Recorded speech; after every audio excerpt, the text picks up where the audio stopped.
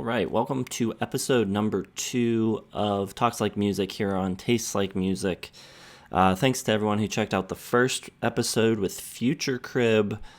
And yeah, if you enjoy the podcast, would love if you'd give it a like or subscribe to the channel if you're not subscribed yet. If you're listening on one of the many podcast platforms, give it a review, 5 stars if you wouldn't mind. We have a decent subscriber base here on the YouTube channel, but kind of an interesting demographic that we've built up. Not everyone interested in new music or podcasts or things like that. So, yeah, for those of you who are, we're not starting at zero, but it would help a ton if you would share this with any music fans in your life. Speaking of Future Crib, they are heading out on tour, so if you checked out that record and enjoyed it, maybe you want to go see them live if you live near any of these cities. This is all happening in July, so on the 9th, they'll be in Chicago, the 10th, Paw Paw, Michigan, 13th, Minneapolis, Minnesota, 15th, Davenport, Iowa, 16th, St. Louis, Missouri, the 18th, Clarksville, Tennessee, the 19th, Chattanooga, Tennessee, the 20th, Atlanta, Georgia, the 22nd, Athens, Georgia, the 24th, Charleston, South Carolina, 25th, Greenville, South Carolina, and 26th, Boone, North Carolina. So go check them out, take some friends, tell them TLM sent you. They will be happy to see you. Today we're talking to Jerry Leger. He's a Canadian singer-songwriter, folk musician, country, Americana, rock and roll, does a little of it all. Really nice guy, great conversation. Excited for you to see it. We'll be getting to that in just a moment. This past week, like I said, I had a couple comedy shows over the weekend. Both of those were great. Both of those shows at a place in town called Bottle Rocket Social Hall. I go there a lot for comedy. They have tons of comedy shows. They also have rock shows. That's where I saw Cheekface recently, if you follow our Instagram stories. It's an independently owned venue. It's super cool. It's like a 70s time warp. It's an old social hall that remained untouched for years. So when they reopened it, they kind of preserved the 70s vibe. It's got crazy, like, velvet wallpaper. It's just a really cool place. I love what they do. The spirit of the place is great. And they just had some big news announced yesterday that they've got a big investment from Upright Citizens Brigade and Absolutely Productions. Upright Citizens Brigade, if you don't know, was started by Amy Poehler. They do like improv classes and are now like one of the main pipelines to SNL. So along with places like Second City, they pull a lot of their cast members from these types of places. So that's huge news for Pittsburgh to get one. I think right now only New York and LA have them. So that's very cool. They're going to put a training center here right in my neighborhood. Absolutely Productions is also the production company of Tim Heidecker. So yeah, very cool. Excited for them. I'll be heading back there on Sunday to see Flory. Excited for that. And I was there last night to see Ma'am, a show that I unfortunately had to bail on because it was one of the loudest shows I've ever heard. I had my earplugs in. It sounded good for as loud as it was, but yeah, I could tell almost immediately that my hearing was being damaged. So unfortunately had to bounce. It was a free show, so I didn't feel terrible leaving. So kind of a bummer, though. 3 songs in, even with the earplugs, it was just insane. All right, so let's get to the rundown of stuff I listened to this week. I recorded last time on Wednesday. This is a Tuesday morning, so not quite a full week of listens, but I think it's more albums than last time. So starting out, we've got a couple from my 95 deep dive. I did Deftones Adrenaline, 2.5 stars. Archers of Loaf, Vivi, 3 stars. Elastica self-titled, 3 stars. Matthew Good Band, 2.5 stars. And then got into new releases on Friday. Matt Berninger, lead singer of The National, put out a solo record called Get Sunk. I liked it a lot, 4 stars. The band Foxwarn, which is Andy Schaaf's project, The record is called Two. I gave it 4.5 stars. Loved it. One of my favorites of the year. Likewise, for Ben Queller's Cover the Mirrors, 4.5 stars. And I think if I have time, I'm going to try to do a solo review of that on the channel. Lion Milk, When the Flowers Bloom, 3 stars. Sandra Williams' New Day, which was produced by Sam Cohen, and he plays on just about all of it. 3.5 stars. Ty Segall, 4 stars. Maybe my favorite thing he's ever done. Good, more pop than garage rock. Garbage, we reviewed on the channel. That is out. 2.5 stars. Miley Cyrus, not out yet, but will be by the time you see this. 3.5 stars. And Alan Sparhawk, Trampled by Turtles, 3.5 stars as well. So that's my week of listening there. All right, without any further ado, here is my conversation with Jerry Leger. Welcome to the show, Jerry Leger. Did I say that correctly? Close. Leger. Leger. Leger. I put Yeah, a little Leger. extra twist on the Leger. Yeah. Leger. How's it going? Good, good. Yeah, things are going well. I'm been back here in Toronto for a couple weeks. I was just on the road again for about a month, a little over a month overseas, and that was great, but it's also nice to be home for a little bit too. Toronto's home base. Is that where you are Yeah. from originally? Yes. Yeah, born and Yeah, raised here. cool. So I think what I'd like to do is kind of go back to your beginning as like when you were dabbling in music for the first time, getting into music, sort of your first influences, and then kind of walk through your discography a little bit and talk about different records and things and maybe where you were at the time of different milestones. Good. Uh, so going back to the beginning, what are your like first memories where music really grabbed you, first artist that you really connected to, things like that? I mean, my earliest memories are being in the car with my family, listening to Beatle tapes, Traveling Wilburys, the final Roy Orbison record, Mystery Girl, Rodney Crowell, stuff like that, and also at home lots of Beatles, and that was really my first obsession. I've whatever, 4 years old or something like that. There was a John Lennon documentary from the late 80s, Imagine, and I watched that over and over again. And yeah, I mean there's still an obsession. I'm still an obsessive Beatles fan. Cool. I don't, yeah, that's interesting. I don't hear a ton of Beatles in your music Oh, it's necessarily. there. It's It's there? there. Well, it's good that you don't hear it too much because every artist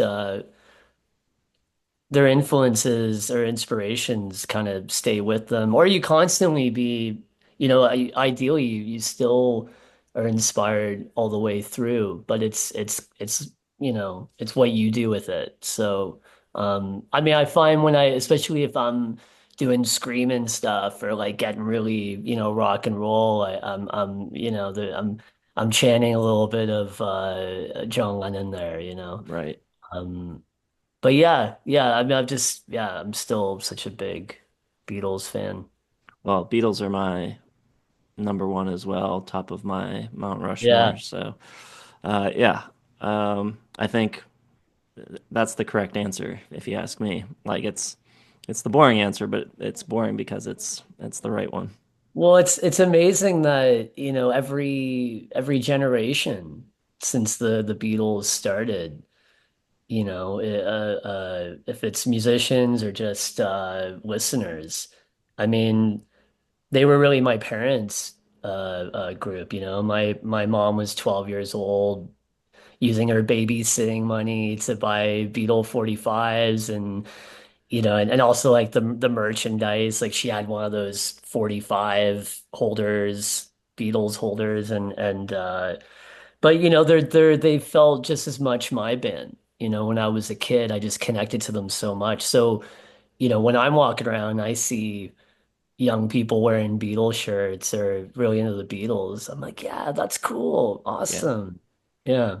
Well, my parents were a little younger, so my dad got really into music like in the early 70s, early to mid 70s, kind of missed the big Yeah. Beatles boom. Like his older brothers would have been more into the Beatles. Um, so he had like Abbey Road, and that was about it until like later into the 90s when he got the blue and red compilations on CD. Yeah. So they weren't a huge presence in my early life. I got into them a little bit later. I think that's really cool. In a way, I envy that because they've just been with me the entire time. That it'd be cool to, you know, hear a Beatles record for the first time again. It's pretty Yeah, cool. yeah, yeah. I don't know how. Like, obviously, I'd heard the Beatles. I wasn't like completely unaware of them, and Sure. but yeah, Yeah. there was a phase probably when I was around 20 where I got pretty heavily into them. All right, so then like, is there a step between the Beatles and like, are you getting into some other things before you pick up a guitar, or is it like straight from Beatles to guitar? Well, I have three older brothers, and in the early 90s, early mid 90s, they were listening to, Radiohead and Pavement, and I got into some stuff on my own, watching Much Music, Canada's version of MTV. So I got into in the mid 90s Matthew Sweet. I really liked Matthew Sweet, and and yeah, and I was gradually getting more and more into artists like Bob Dylan and stuff like that. So yeah, when I first started playing guitar and trying to write, I was about, 10 years old, 10, 11. And really what unlocked that was two of my older brothers were writing poetry and trying to play guitar and trying to get a band together. So that's when I saw, oh wow, I my brothers are doing this, well I can do this too. Before I would just fantasize that I was John Lennon, right? Or I would just imagine, I'd pretend that I'd be doing that, but it seemed like this magical thing. And then when I saw them doing it, I thought, oh, okay, well, I could give this a go. So I started buying notebooks and trying to write and stuff like that. And so once I started getting more into writing, yeah, I got deeper into like Dylan, and my dad came home one day from on Sundays he would go to Goodwill and stuff like thrift shops and uh, bring home records and stuff like that. And one day he brought home Leonard Cohen's first album and one of his poetry books from the 70s. And then, got into Leonard Cohen and got into David Bowie, and it just started piling up. So when I first started writing and playing, and by the time I got into high school, I was trying to write all these different songs, try to write a David Bowie song, try to write. I mean, I felt it was me, but I was really Yeah. they were, that they were the teachers, and so I was getting more into that stuff. That's interesting. Like you were tr like from the very beginning of playing, writing was like the thing, more Yeah, more that's what than I like really learning. yeah, that's what I really wanted to do. I was actually so impatient about I just wanted to learn enough so I could be able to do it. So, I borrowed my brother's guitar book, and I just where they show you how to do the chords, and I just learned. I started off with uh, two or three chords to just make it into a song. So in my mind, I could feel that I wasn't practicing. I hated the idea that I would be practicing. So I learned how to play those three chords, put them into some song that I'm sure was horrendous, but it was just it made it fun to keep playing it and learn rhythm and learn how to play and yeah, I mean that was always important to me because I already, looked up to so many artists, and music was just my main obsession the whole time. So I wanted to do what they do. And I felt like that was the way to do it, as opposed to just, like learning covers and stuff, which is also, that's also crucial to do because that's where you learn the secrets and you learn little tricks and how to form songs and stuff. Yeah. I don't know if you know this, probably not, but I teach guitar and I have Oh, a bunch of students around like 11, 12, and like the older kids like like later in their teens, I can definitely see like writing songs, but to start writing that early at like 10, 11, 12 is I can't see many of my students, if any, like really being able to do that. So yeah, that's yeah. interesting. Well, yeah, I haven't really listened to those songs in a while. I mean, I didn't really but yeah, but I had the commitment to it. I had the drive, I liked the idea of creating things. I always loved that. I always loved, it didn't matter if it was good or not. I just I love the idea of, really doing something. I think a lot of my favorite musicians and writers and creators of any kinds are the ones that have like high volume output where it's just kind of like habitual for them, where they're just Yeah. like doing it and doing it and doing it, and they're not like over self editing. Yeah. And Yeah. so, like, that's a good skill to have as a young person to not like be too critical of yourself and just do it. Yeah, it's true. It's true because it can stop you. It can be like a roadblock. Like had friends growing up, um, or even, I mean, even now, like people I know trying to write and stuff like that. They get concerned when they start writing something and they think it sounds a little like something else, and then Yeah. it stops them from finishing it. It's like, well, there's Yeah. only so many progressions and there's only so you just do it and you can make that call afterwards, but it's great if you can finish it and because sometimes it's just like a way to get to the next thing. Yeah. Like I mean I still write songs now where it's like, okay, yeah, there's something there. And but a lot of times if I've had that feeling about it, it's because it's just leading to the next song that improves upon that idea. But it's like that song needs to be written in order to get to that other one. So Yeah. it's good to just do it. Nobody needs to hear it. That's Right. the other Yeah. thing I think. It's like, well, nobody needs to hear it. If it's shit, then it just goes in the garbage or in the old days, if I was in the 60s, I just try to sell it to somebody else. Yeah. Yeah. Yeah. Oh, Give them the but bad song.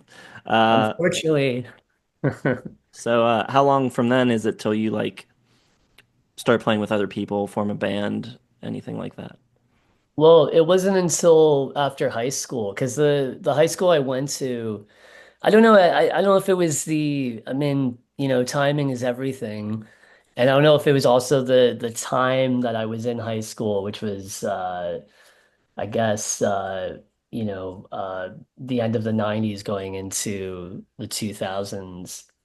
Um, because I just turned 40. So it was something like that. I couldn't find anybody in high school that even remotely liked the same kind of music I liked, except that there was one classmate. She also really loved The Clash.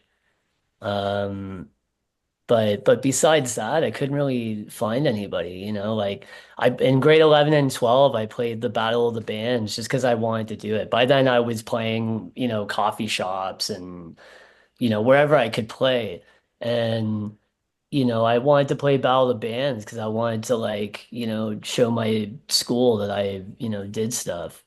But I couldn't get a band, so the odds were against me. I was playing solo. I went out there like Bob Dylan. I had my harmonica rack, my acoustic guitar, and went out and did my stuff. But the band that won in grade 11 was this like hip hop fusion funk band, And then the next year, the band that won, they just did like Guns N' Roses covers and stuff like that. So um, I actually didn't form a band until 2004. Spring 2004, I started playing with this guy, Kyle Sullivan. And we actually went to high school together, but we weren't really in the same circles. And it was really just the end of high school that, we started talking. Oh, you play drums. Oh, yeah, you play guitar and sing. And um, so I had this manager at the time in 2004. And he was like, you gotta get a band together. I don't think we're gonna, doing the solo stuff. You gotta get a band together. So I thought, okay, who do I know? And I remembered Kyle. Oh, Kyle's a drummer, right? So I called him up, and we started jamming in his bedroom, just like drums and guitar. I'd bring my 4-track over and set it all up. And then near the end of the year, we've been like trying to find a bass player, and he remembered a guy that he played with in kind of like a one-off band or something. And so we called him up, and then we were a trio. And by spring 2005, we were recording the first record, which we just went in and knocked out in a couple days, just, live in the studio, which is to this day is how I really like to do it for the most part. At least my vocals and the band all playing together at the same time. And so yeah, that's when that all happened. Yeah. So you guys, yeah, that you kind of hit the ground running after college or whatever. The first record's After 2005. high school, yeah. Yeah. Yeah, well, I just, you get those dreams. I thought, when I get out of high school, I'm gonna make it big. I'm gonna be, the biggest thing. 'Cause I mean, you have to have that kind of ego, especially back then. It's like I, I don't think you have a bigger ego than when you're, 18, 19, early 20s. But you have to have that because you're like taking on the world. It's like you're going out there and you're gonna show them. I'm showing my teachers. I'm showing, like, you need that like fire. And so yeah, we just like hit the ground running with playing and recording. And yeah. And How actually I'm still playing with Kyle after over 20 years. Like, Kyle's still in the band. We just played yesterday. So Yeah, I was looking through your credits. There's a lot of the same names from the beginning until now recur yeah. over and over throughout your discography. How do Don Kerr and Ron Sexsmith get involved that early on? I think Ron's credited with some piano on the second record. Yeah, that's right. Well, I first met Ron, I was working at a hardware store. I was probably like 17 or something, 16 or 17. And I don't know. I mean, he remembers I don't remember he's actually told this story a few times now, but I don't quite remember it, but I believe him. Apparently he came in and I recognized him. I really love that song, this song. How can this song survive? I used to see the video a lot on Much Music, and so I recognized him.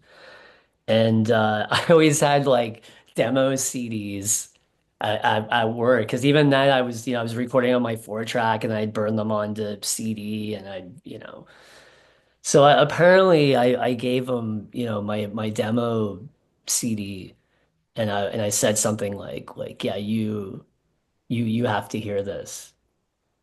I demanded that. I was like, you're gonna regret it if you don't listen to this. And he was just thinking, apparently he's just thinking like, wow, this kid has a lot of confidence. But you know what? I mean, the great thing about Ron is that, he does actually, he'll go home and like listen to this stuff. And he went home, and the next time I saw him, he was like, "Oh yeah, I really liked it." And he had some real nice things to say, even that, early on, when I was, really still just trying to find myself. He had some nice things to say. And yeah, and then a couple years later, I saw him again at this place, the only cafe. There was these Sunday jams. And by then, I'd become pretty good friends with Timbo Bakani, who was played with Ron for many years, from like 2001 to maybe 5 years ago. And yeah, so I started seeing Ron a little bit more. And when I made my first album, Tim produced it. And they were on the road, listening to different records. And Tim, threw on the record that we made together. And Dawn was there too, because Dawn, is in Ron's touring band and stuff. And yeah, yeah. I mean, they responded really nicely to it.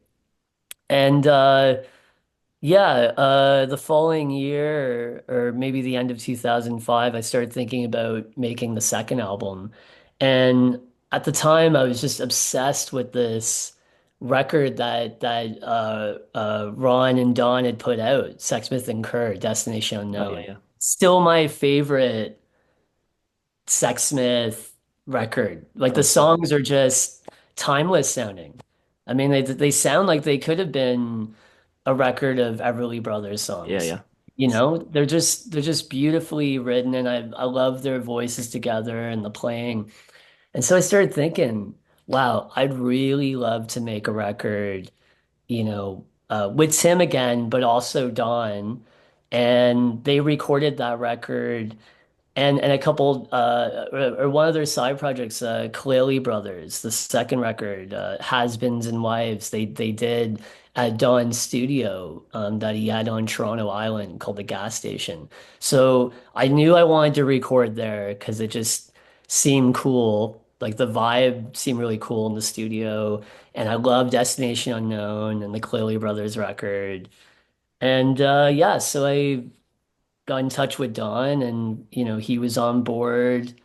And uh and then yeah, eventually yeah, actually it just popped in my brain, the memory of that Sunday jam that was at the Only, moved to this other place.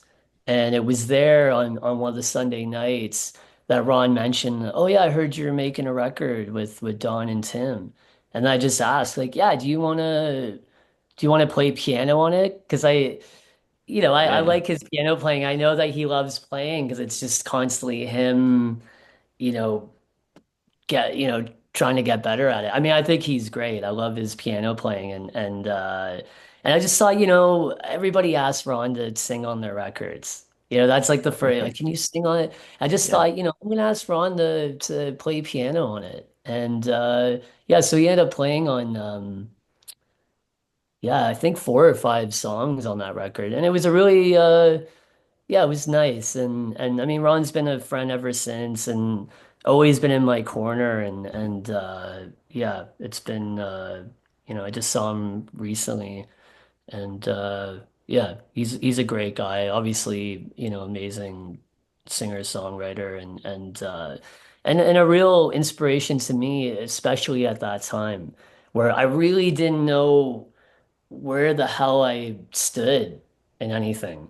Like I feel like, 2005 with the first record, that was like the first year that the industry, at least in Canada, I'm looking around, and it was really starting to crumble.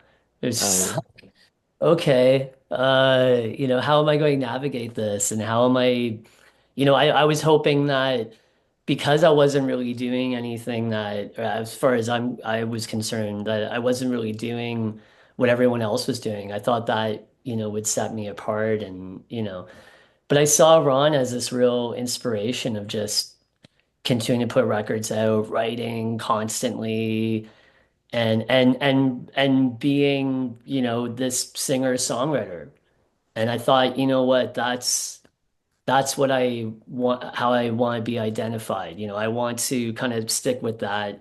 Of course, I jump into more, different areas than Ron does, but just the idea of, you know, yeah, just writing, recording, doing my thing where it's about the songs, that's because the first record was I wanted to have this marriage beats, I wanted to be like, you know, Elvis Costello, but with like the Dylan stream of consciousness and a little piss and vinegar from Joe Strummer. That was kind of like my attitude.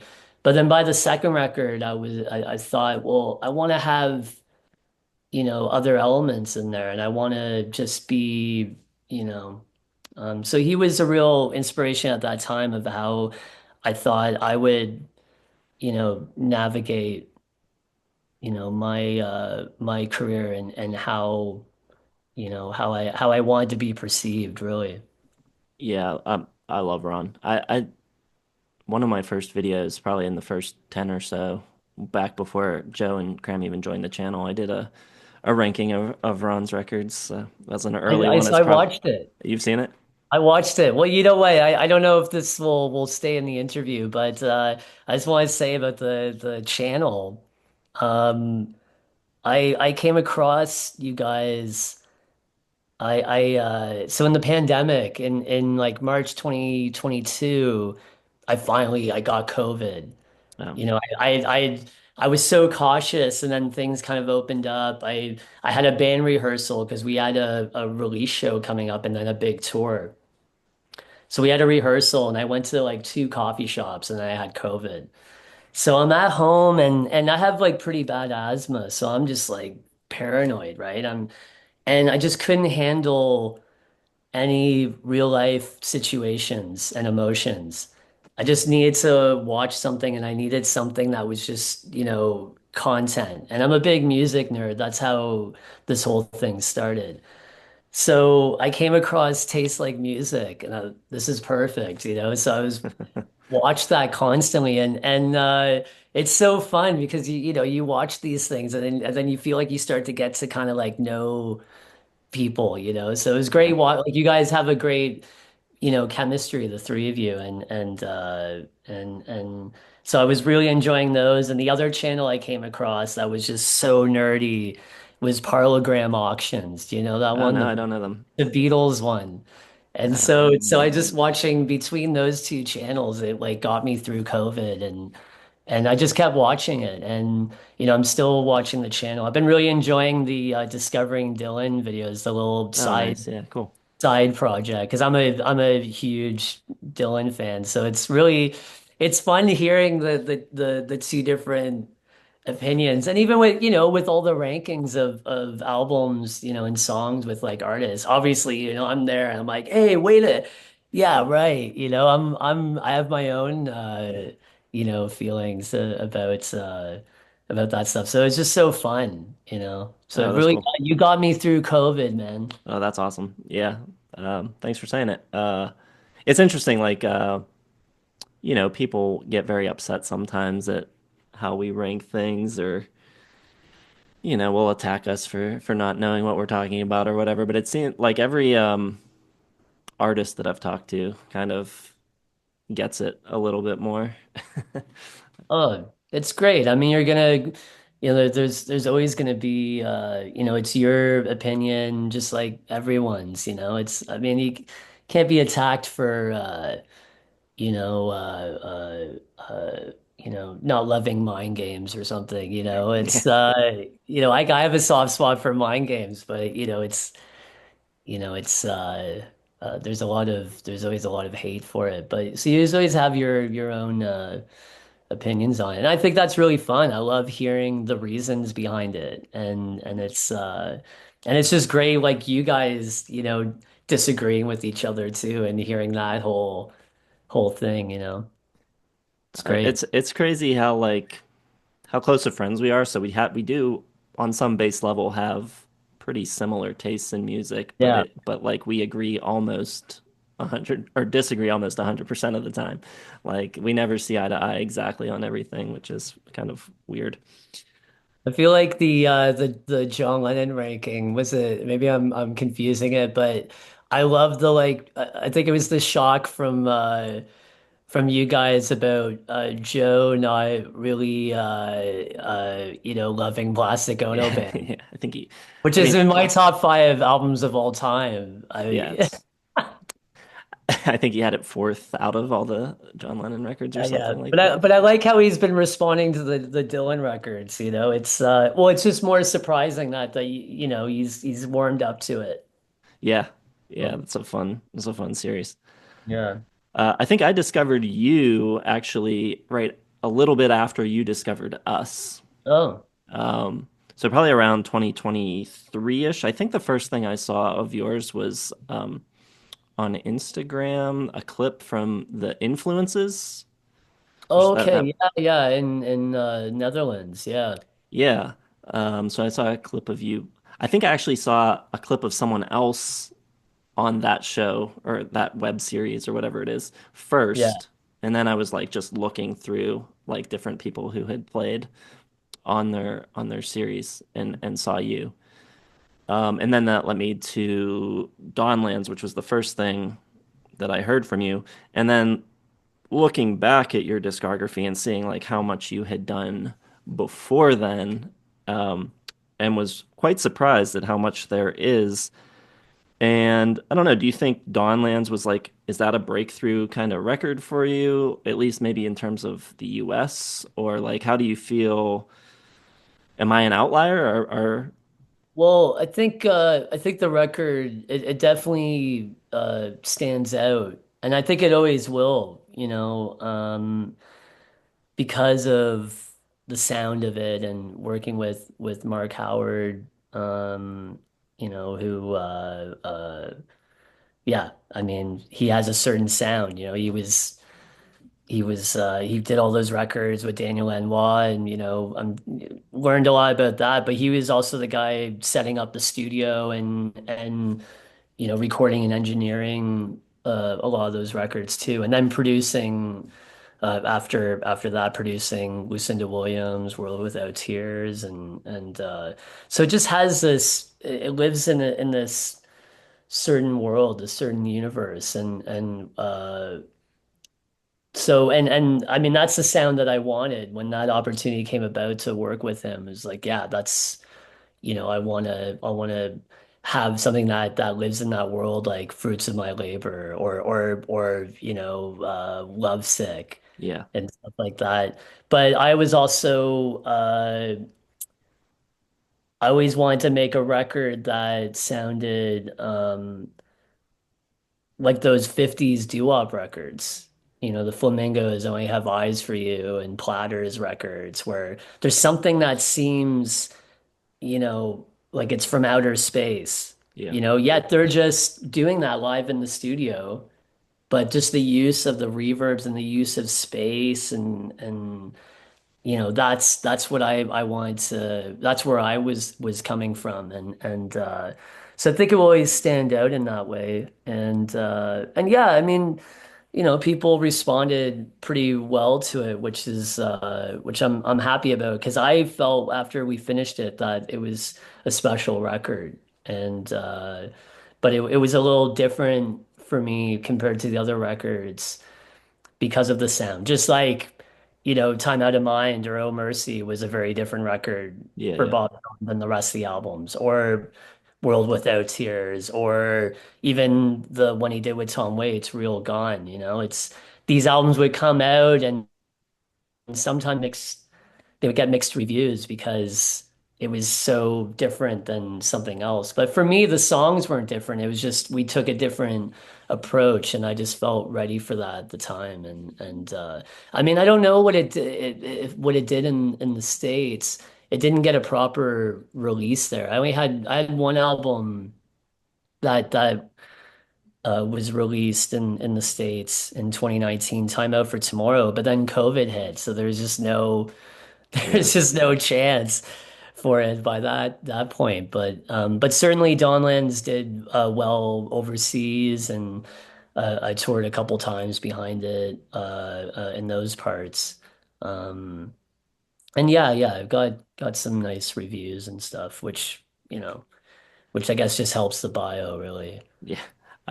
Okay, so let's back up a little bit. Yeah. I'm wondering, like, if you see your discography as like kind of a gradual building, like trying to make each record better than the last a little bit and like get better and sound better, or if there's any records in your catalog that you see as like a major kind of like leveling up, like where you really took a jump. Yeah, well, I think it's a little bit of both because I'm always on this journey and I'm always, trying, of course, with every record, it's this, feeling that you're refining, maybe I'm saying this or doing this a little more, clear than before, or, so there's just always that. I mean, it's like, the whole thing about searching, it's like, well, I don't really want to, I mean, do I want to find it? Do I want to reach that point where I'm like, okay, I did it. I mean, that's part of the excitement and the nourishment is that journey. But, yeah, there's been records where I felt, okay, this is a step. I felt the first one I did with Mike Timmins from Cowboy Junkies, Early Riser in 2014. I felt that was, you know, I mean, I was really happy with that and felt great about that. And yeah, I think that one, yeah, Time Out for Tomorrow and Dawnlands. I think those are three records that I felt very, um I'm always proud of all the records. I wouldn't put them out, but those were three that I felt, you know, I really got, what I wanted, what was in my head, what I got. I got what I wanted out of it, artistically and musically. So How did the Michael Timmins connection come up? And then you put out he produced that record, and then you put out a couple records on that Latent label, which is the Cowboy Junkies label. yeah, well, I met him through a friend of mine, Josh Finlayson, who's from this great legendary Canadian folk rock band, Skydiggers. And I made my third record. He co-produced it with Tim Ovakani, a record, You, Me, and the Horse, which was like a more acoustic record. At the time I was really inspired by the 60s Lightfoot records in particular, and I love the sound of how full the acoustic instruments were. Um, and Skydiggers were on Cowboy Junkies label. And so he introduced me to Mike at some point after we put that album out. And I went to their space and Mike just recorded some demos with me. And yeah, a couple years later, I was going to a Skydiggers show and I ran into their drummer, Noel Webb, and he was asking me what was going on, and I said, well, I'm looking to make another record, and but I wasn't really sure who I was going to work with, and I mean, to be honest, I was at a very low point, probably the lowest point in my life at that time. I was very depressed. I felt like, how can I keep this going? I was getting further in debt. I'd made, five records or something like that by then.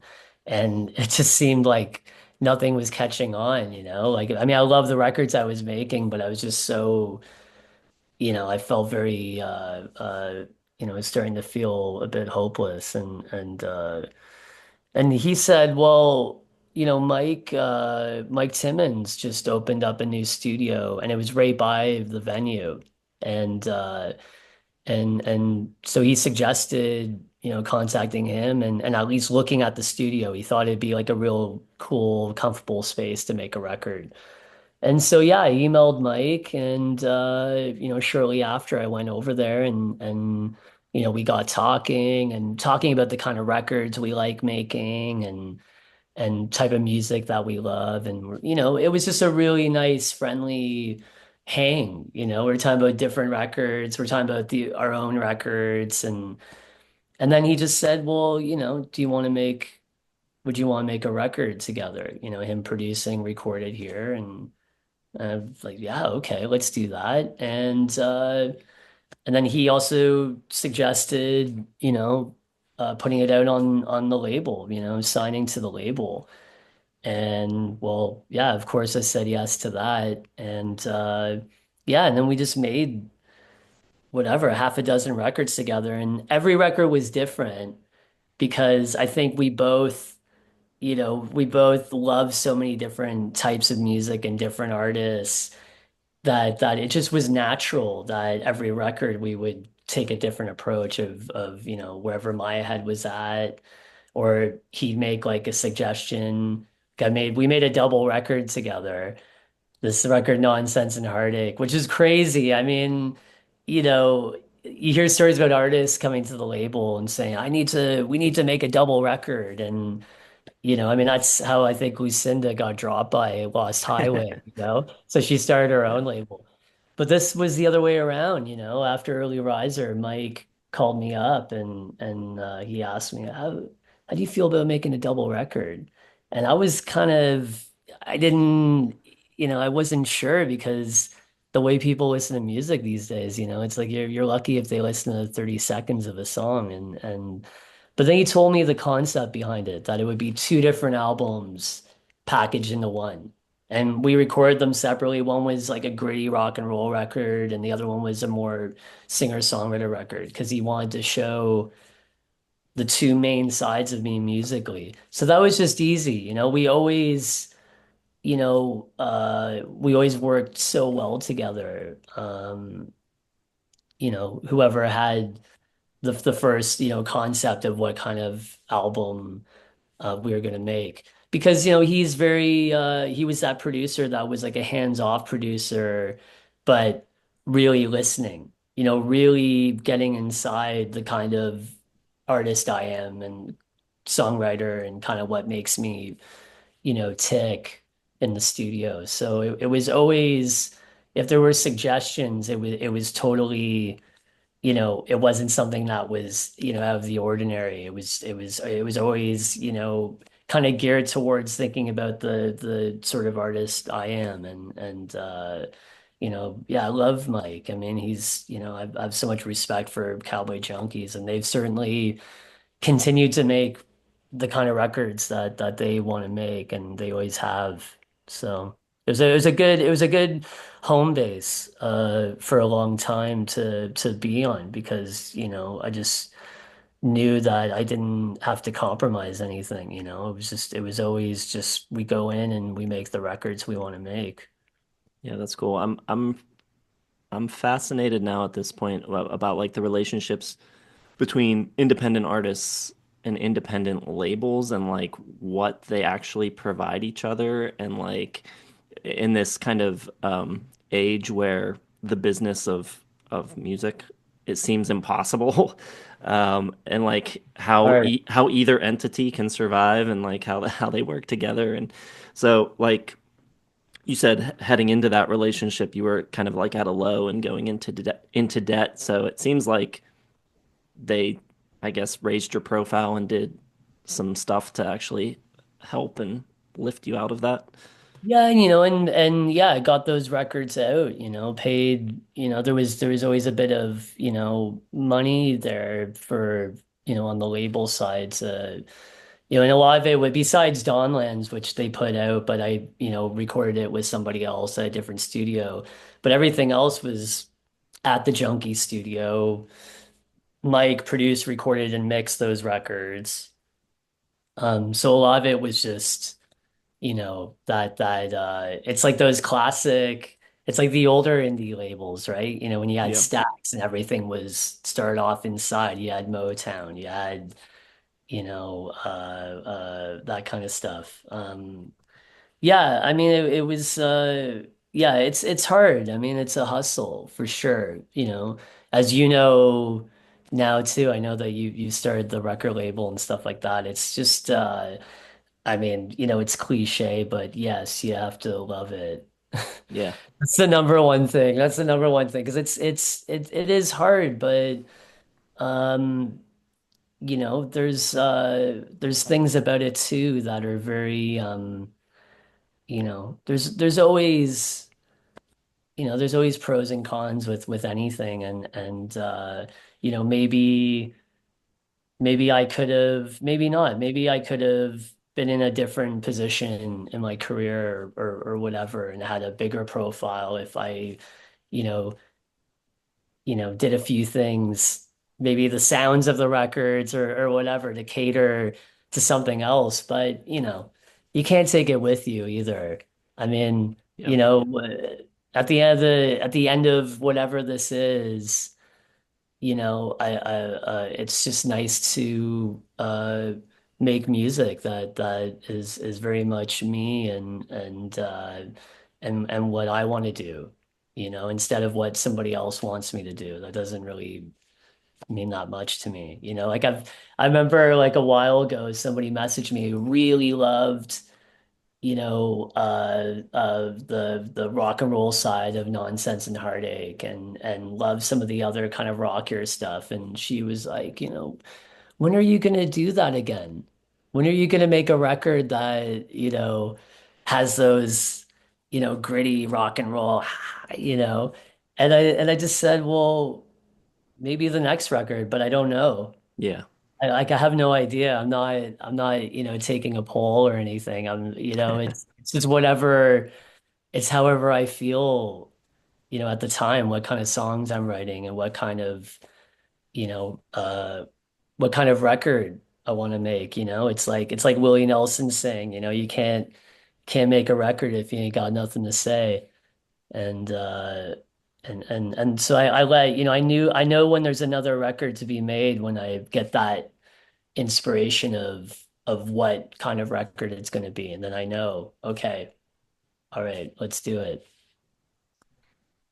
So let's talk about some of the newer stuff and plug some things here for you. You put out a record last year with your side project, uh, Oh, the Psych Fives. the Psych Fives, which is really cool. I like that one. Which was engineered and mixed by Aaron Goldstein, who I'm a fan of. I like his pedal steel playing a lot. Going Oh back yeah, to he's great. Yeah, yeah, yeah, yeah. You've probably seen him with like Dan Kathleen Edwards and Daniel Romano Annie Romano. Yeah, and he produced the I believe the Juliana Rialina record. yeah, Yeah, which is yeah. And that's fantastic. where I think she's just making a new record at because it was his studio where we did the Psych Fives and the Dawnlands record as well, Gold Standard. Nice. Yeah, that's a great record. People should go check that out. You also have a live thing out now as well, a live record. Yeah, Uh, it's a live in the studio record, all acoustic. But I just went in one day with Mike and picked some songs from, the back catalog. And it was a good vehicle for this solo tour that I was just on. any other tour dates coming up too?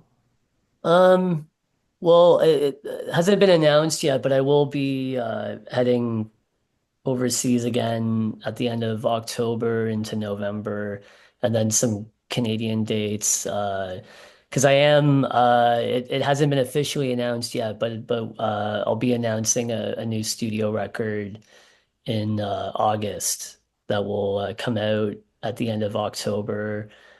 And it's a record that really ties into how this interview started, talking about sitting in the car listening to Beatle tapes and listening to, uh, that kind of pop music when I was a little kid, and that being the first, that stuff's in my blood. And then what I learned along the way, and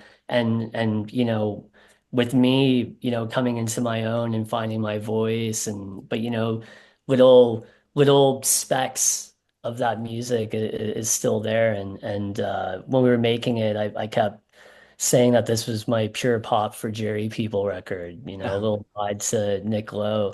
Nice. And so that's a real, it's a real comforting album that I'm very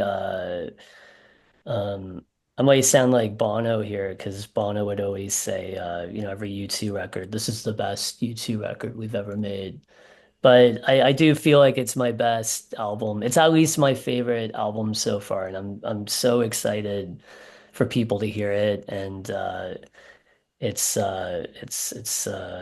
yeah, it's a real special record, and it was recorded in Cologne, Germany, on one of the tours. We had a few days off, and a couple friends from close to there are on it as well, and it's coming out on a German label too, out Oh, of cool. Hamburg, and because like the Cowboy Junkies label is kind of as of the end of 2024, Mike's kind of packed it in. Okay. It'd probably be still a vehicle for Cowboy Junkies records, but as a label for other artists, I think it just it got to a point there. But I'm so grateful for that experience, and now it's on to the next chapter and story with this other label, Devil Duck they're called, in Hamburg, and the guy there seems really cool. Again, just a really small label. They've been at it for 20 years, and so that'll be the next thing, and yeah, there'll be lots of touring behind that. There'll be more overseas touring next spring. Nothing in the US though, and I'm not sure. It's just seems like it's getting harder for me to get back there, with everything that's going on, like with the work permits and all kinds of stuff. But I'd love to play the US again. It's been a long time, and who knows though, hopefully something comes through. Yeah. Yeah, I'm looking forward to hearing that new one. Sounds great. Before I let you go here, thought we'd play a little game. I'm calling it Battle of the Bands. Pretty simple. I'm gonna name two bands. You tell me which you prefer. Maybe a thought on either artist. Some of these Hey, you might not like either artist in the matchup. That's right. okay. I wonder if I'll know them. I think Well, you'll know all of these, okay, okay, okay. probably. Okay. Willie Nelson or Johnny Cash? Oh, wow. Well, I guess I'll have to go with Willie Nelson. All right, going back to your several appearances on the influences, Everly Brothers or the Drifters? That's also very difficult, but I guess Everly Brothers. It'd have to be Everly Brothers. Tom Petty or Bob Seger? Tom Petty, for sure. Dave Matthews Band or John Mayer? Neither. Am I allowed to say neither, or do I Yeah, yeah, have? you can say neither. Okay, I know the answer to this one, I think. Bob Dylan or The Dead? Oh, Bob Dylan, for sure. Dolly or Emmylou? Emmylou, Eagles or Birds? Birds. Leonard Cohen or Gordon Lightfoot? Wow, that's also a very tough one because they're both big I but I would have to say Leonard Cohen. Neil Young or Joni Mitchell? Neil Young. The Guess Who or Steppenwolf? Uh, the Guess Who. Rush or Triumph?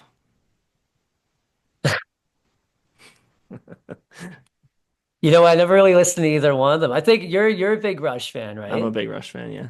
Yeah, yeah. I thought I don't know either of their music well enough, so I don't know. Okay. Triumph.